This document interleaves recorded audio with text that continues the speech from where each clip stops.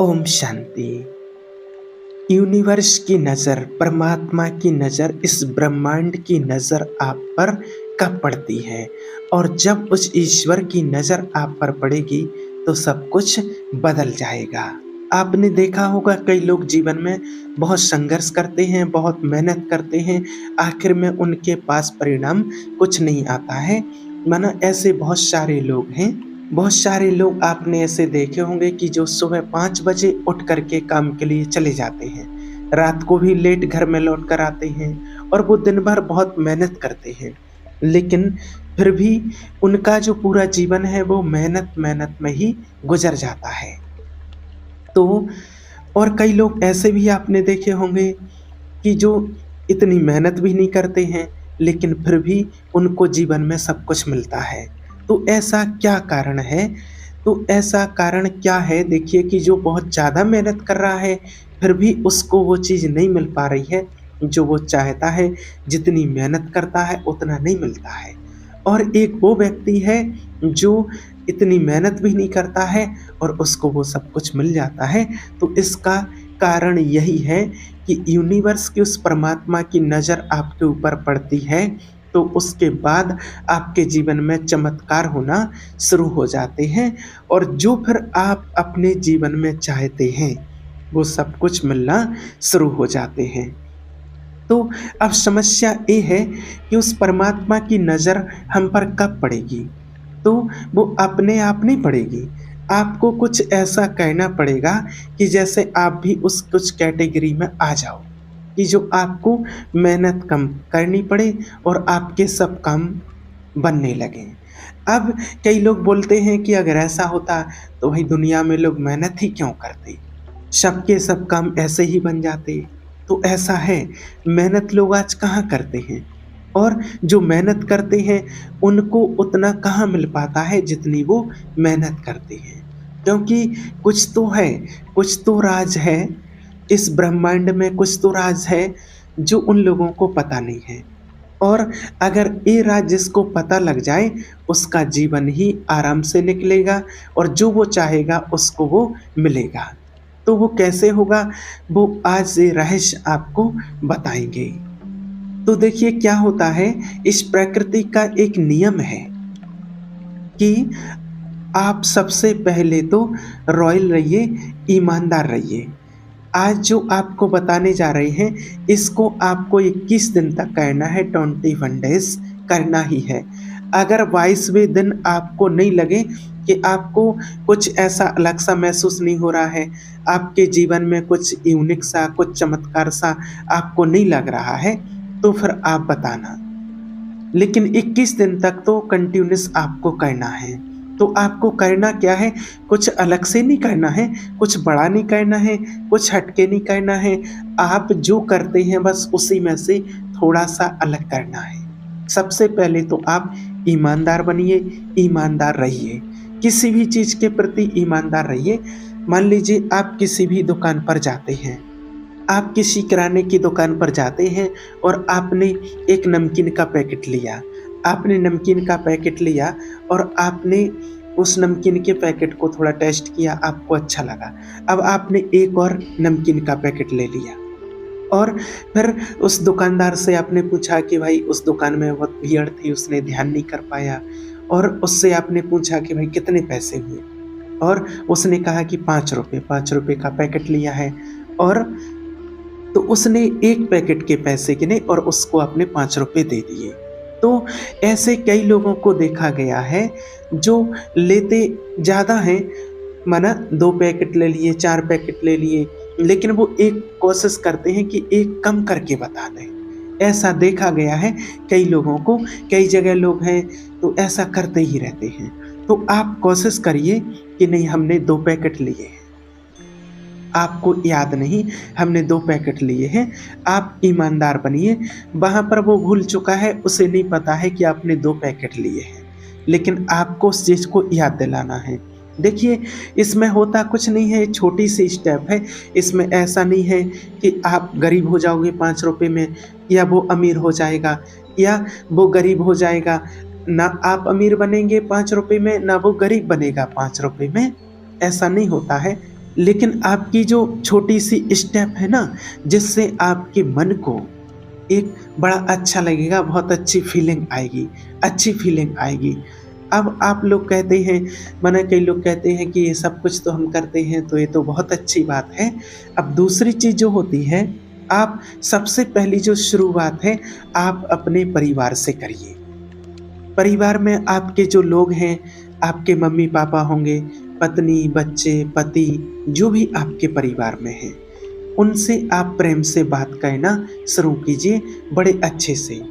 ये समझ लीजिए कि सब कुछ समर्पण है, मुझे कुछ नहीं चाहिए। जैसे कई बार होता है कि मुझे ये चाहिए, मुझे ये लाके नहीं दिया, मुझे ये नहीं दिया, और इसकी वजह से कई बार लड़ाई झगड़े हो जाते हैं। उसने ये नहीं किया, इसने ये नहीं किया। तो आप 21 दिन तक ये करिए, कोशिश कीजिए कि मुझे कुछ नहीं चाहिए और मुझे अपने जीवन में चाहिए सिर्फ़ और सिर्फ़ खुशी। और खुशी का फ़ॉर्मूला ये है कि मुझे अपने आप को समर्पण करना होगा, कुछ नहीं चाहिए, जो मुझे ईश्वर ने दिया है वो बहुत अच्छा है। तो आप अपने घर में, परिवार में जितने भी लोग हैं, उनसे अच्छे से बात करना शुरू कीजिए। दूसरी चीज़ आप ये कीजिए और फिर आप देखेंगे कि आपके जीवन में चमत्कार होंगे। और फिर तीसरी चीज़ है, तो दूसरी चीज़ जो बताया कि अपने परिवार में संतुष्ट रहिए और अपने परिवार में अच्छा व्यवहार कीजिए। तो उनसे आप अच्छे से बात कीजिए, प्रेम से बात कीजिए, जो भी मिला है उसमें संतुष्ट रहिए। फिर देखिए जीवन में आपको जो चाहिए वो आपके पास आने लगेगा। क्योंकि देखिए कहा जाता है कि बिन माँगे मोती मिले। आपने तो सुना होगा कि बिन माँगे मोती मिले और माँगे मिले ना भीख। ये स्वयं भगवान भी कहते हैं कि माँगने से कुछ नहीं मिलता है और बिन माँगे मोती मिल जाते हैं। बहुत सारे लोग ऐसे हैं जो कुछ माँगते भी नहीं हैं। मान लीजिए कि अगर ईश्वर से कोई प्रार्थना करते हैं तो उसमें भगवान से कुछ माँगते नहीं हैं। और कई लोग ऐसे भी होते हैं कि जो माँगते हैं तो कितना सा माँगते हैं, माना बहुत कम माँगते हैं। कई लोग माँगते हैं कि मुझे एक फ़ोन दिला देना, मुझे, क्योंकि इंसानी दिमाग है ना बहुत छोटा होता है, तो वो कम ही माँगते हैं कि हे भगवान मेरी नौकरी लगवा देना, मेरी इतनी तनख्वाह बढ़वा देना, मुझे मोबाइल दिला देना। हमारा माना छोटी-सी सोच है तो छोटा ही माँगते हैं, और ऊपर वाला जो देता है ना, और जब हम उसके ऊपर छोड़ देते हैं कि सब आपको पता है प्रभु, मैं क्या माँगूँ आपसे, जब उसके ऊपर सब कुछ छोड़ देते हैं तो वो बहुत कुछ देता है। इसलिए ही कहा गया है कि बिन माँगे मोती मिले और माँगे मिले ना भीख।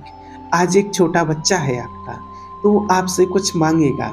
माने छोटा बच्चा है, उसकी कितनी सी समझ है, वो क्या माँगेगा, उसको एक टॉफ़ी चाहिए, कहीं मार्केट में जाएगा उसको एक टॉफ़ी दिला दो, कोई बिस्किट दिला दो, कुछ पैकेट दिला दो, इतना ही कुछ माँगेगा।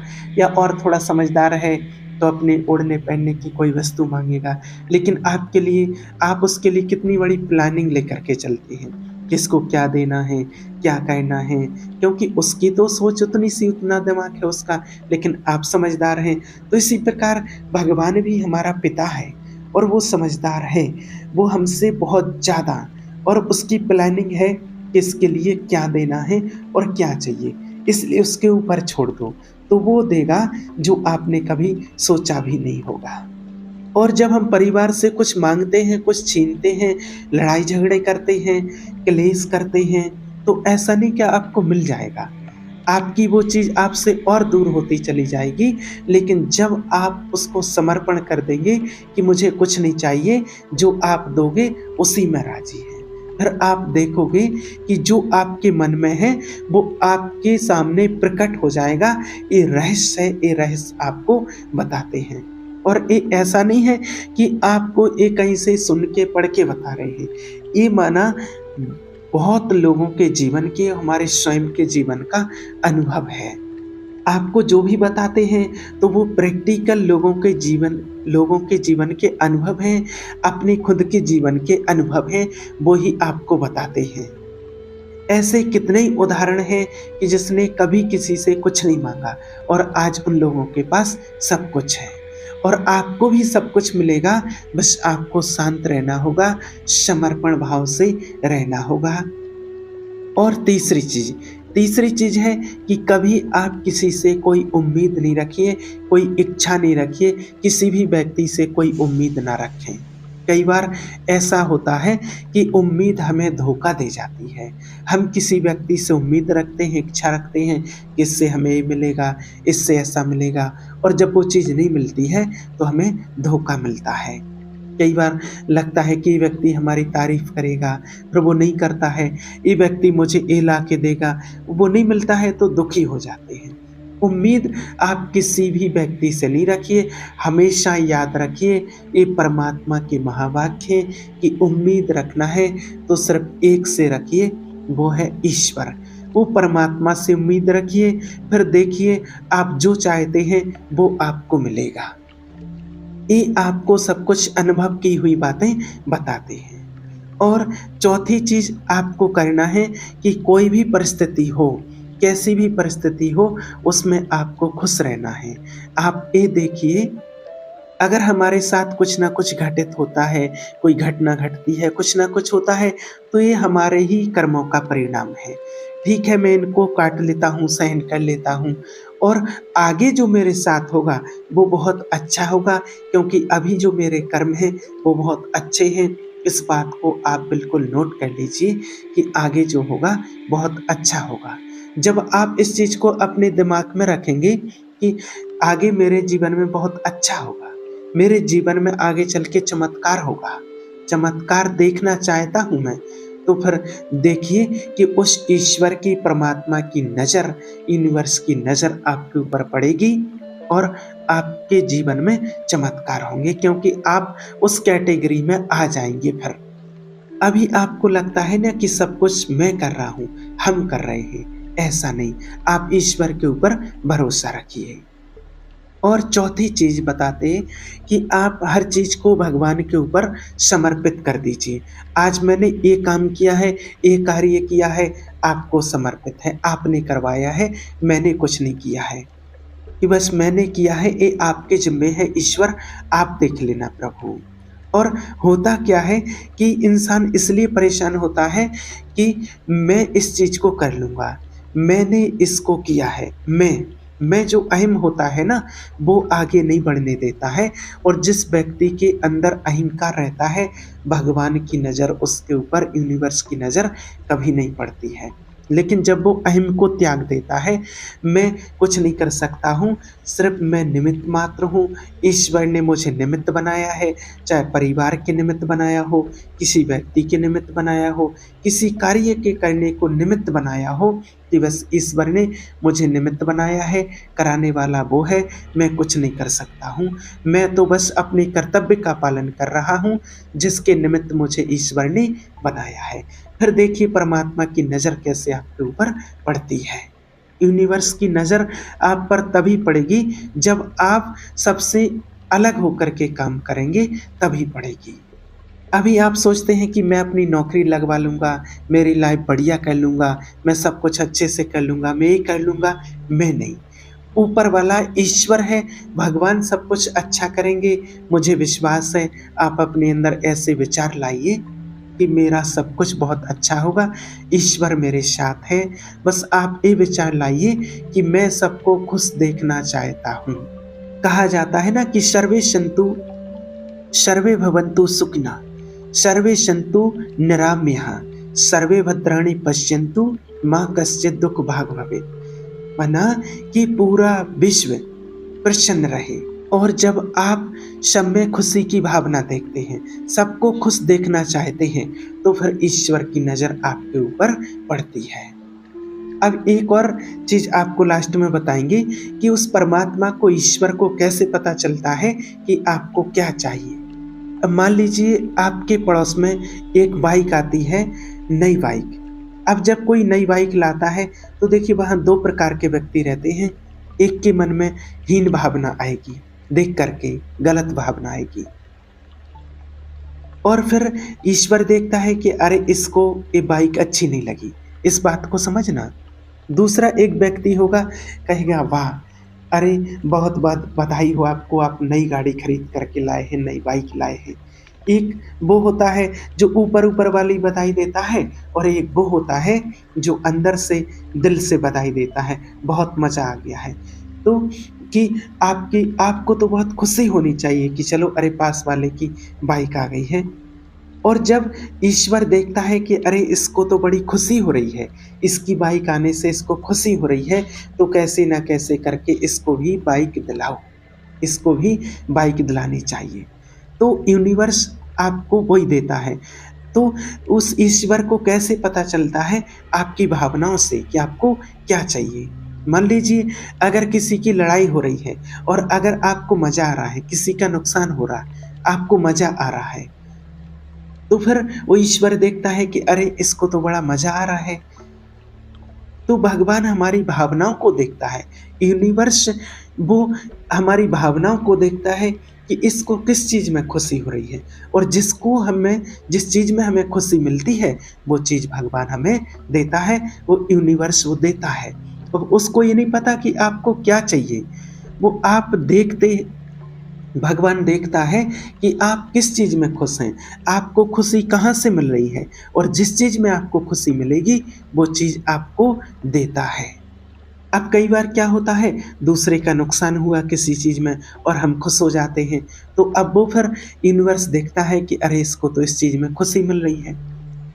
इसलिए हमें सबके प्रति भला सोचना है, अच्छा सोचना है और अच्छा करना है। तो जो हम करेंगे, जो देंगे, वो ही हमें मिलेगा।